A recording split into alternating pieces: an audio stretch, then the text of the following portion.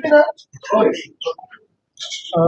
आज नीट प्रकरणामध्ये नाशिक पोलिसांनी एकाला ताब्यात घेतलंय. त्याची पार्श्वभूमी काय, नाशिक पोलिसांना नेमकी माहिती काय होती आणि आता काय स्थिती? सकाळी राजस्थान पोलिसांमार्फत एका आरोपीला ताब्यात घेण्याविषयी विनंती आली होती. त्याप्रमाणे त्या आरोपीला ताब्यात घेण्यात आलेला आहे. अशी माहिती मिळते की ते नीट प्रकरणातील तो आरोपी आहे आणि या आरोपीला सध्या युनिट 2 क्राईम ब्रँचच्या पथकाने ताब्यात घेतलेला आहे.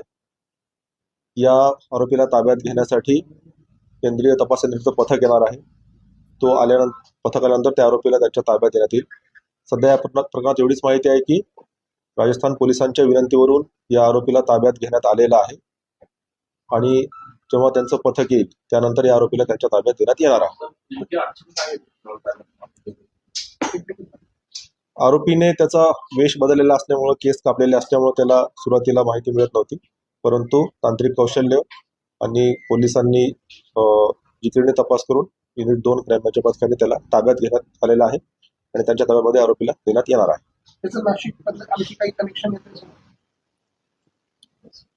सर?